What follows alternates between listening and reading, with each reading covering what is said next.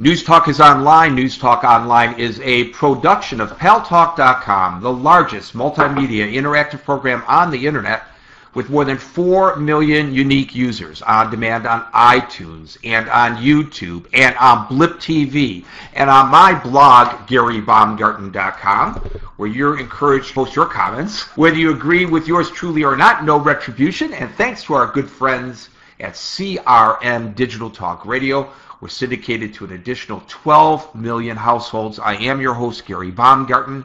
I welcome you to the show, and I remind you to go early and often, just like voting in Chicago, to reportergary.com. Reportergary.com. That's the news site where the Pal Talk News Network resides, where you will see stories that you may or may not see, hear, or read in the mainstream media. Cassandra is in the United Kingdom. Cassandra Wood, our UK correspondent, where she has been following developments there, where Cassandra, the people of the UK, the Brits, who during World War II showed that they had stiff upper lips, and after the Nazi bombers did their blitzkrieg of London, and the city was in flames, they came out of their homes and went upon their daily business. And I understand that the Home Office is asking people in Britain once again, in spite of this threat, that in spite of the fact that the level has risen once again, and just short of telling people that an attack is imminent, I was struck in your report today at reportergary.com with the admonition to, yes, you know, if you see something suspicious, report it, but go about your daily routine. And Londoners have done this time and time again, Cassandra. Well, absolutely, Gary, and I think that this is the spirit that, as you said, we see typified in the post, during the wartime, when Londoners and people in other cities around the country as well would not be bowed down by the by the enemy. They weren't going to change their routine. They would adapt. They would, make sure that they were safe. But essentially, what the Home Office is saying is, if you allow them to intimidate you, and you do exactly what they want you to do, like run scared and not go on the trains, not go on the buses, etc., then they've won. And so the message from the Home Office is this: the terror alert, which it's gone up to the second highest, which means that a terror attack is highly likely. It is that I think probably as a result of the fact that we've had the incidents that you've mentioned so far, Gary, the ones in Rome.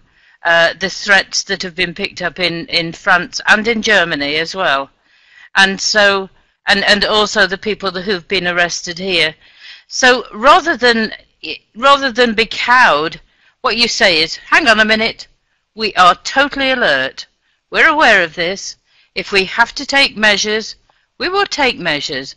But by God, you're not going to have us on the run. You're not going to bow us down. You're not going to change what we do, but you watch out, because we're watching. And that, I think, is the message that this is sending to people, Gary.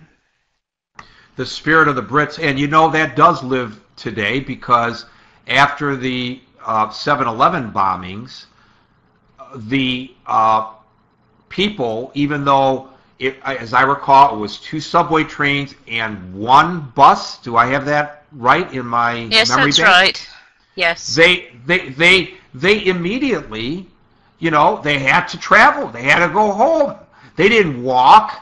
They didn't stay in their offices for fear of getting on the subway. They went down to the underground and they went home because logistically it was the only option, and B, many people who were interviewed, and I was really struck by the BBC and Sky News interviews that I saw, many of those individuals said, hey, we're not going to let these terrorists stop us from going about our daily routine. So this is a tradition that has been handed down from our parents' generation to ours and to our children's generations.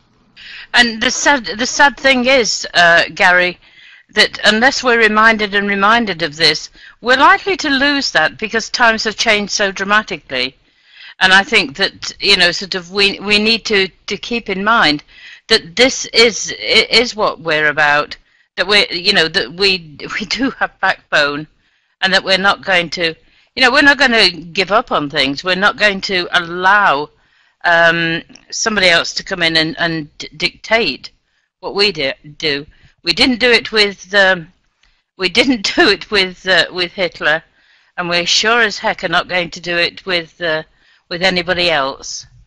And I'm glad, Cassandra, you used the term anybody else, because let's face it, in your environment, most recently, terrorism has been used to strike a point by radical Muslims, although I still don't fully understand why, given the fact that the ones that have been arrested most recently were born in the United Kingdom. They're not transplanted from elsewhere, but that's another issue. Yeah, it is. But we've also had other terrorist organizations. Yes, well, you have the IRA. The IRA. Mm. And you've had anarchists. So it's just that people have recognized that this is a tactic. And let's face it, folks, when it comes to terrorism, it's not just a war of explosives. It's a war of words. The media is the conduit for them gaining attention. And you can't expect the news media to ignore when something like this happens. So they know that if they are successful in even sending off devices that do not injure people, as was the case today in Washington in the postal screening facility, although I've got to believe that those letters or packages were addressed to somebody in government, because that's what that facility is designed to do, screen all the mail that goes to the White House, to the Congress, and other government offices. That their intent was for it to go off within the offices to which they were addressed. But they're sitting back watching television to check out the coverage. And this is why it is so very important for the story that Cassandra brings to us to be part of, an element to this overall story. That the proper response when it comes to these acts of terror, whether they are from Muslims or whether they are from anti-abortionists, or whether they are from anarchists, or whether they are from Irish separatists, or whoever is employing these tactics, to put it in perspective and say, look, your chances really of being injured or killed from an automobile today on your way to work are greater, even with the elevated alert in the United Kingdom, than they are from being injured or killed by an act of terrorism. It's just that we've come to accept these other risks in our lives as part of the daily routine. But we have not accepted, and we shouldn't accept, the terrorism as part of our daily routine as a risk. Cassandra? Well, I just wanted to say that I was very impressed with the way in which this has in fact been reported. It's not been sensationalized. It's not been said, oh my God, we're on the eve of disaster. It's been very matter of fact. It's been, the facts have been given. It hasn't been embroidered. It hasn't been sensationalized. And I think it's very important not to do that, because I think if the media do that, they actually buy into the hype that the terrorists or would-be terrorists want to create. Well, so I'd say hats off to them. Well, the British media tend to be more understated, and the U.S. media a little bit more overstated, more alarmist.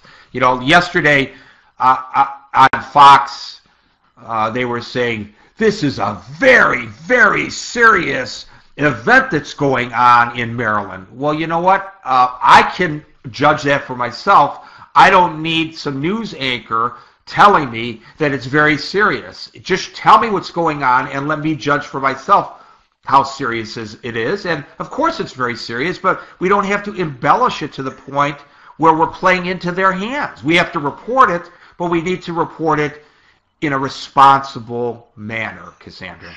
Isn't that what we've been saying on so many occasions in here, Gary?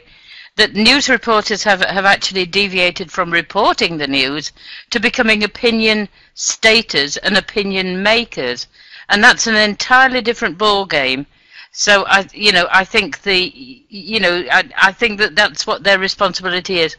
Otherwise, they are saying, "Come on, scream! Look, sort of throw up your hands in anguish, be afraid," and they shouldn't be doing that. They should let you make your mind up.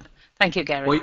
Well, there's a bigger threat to our way of life, our very existence, than terrorism. It's the economy. And if we all start panicking over the economy, we'll all be paralyzed. And I know those among us who have been adversely affected by it do get paralyzed a little bit. But it's important to go on with your life and enjoy what you have while you have it, whatever that may be.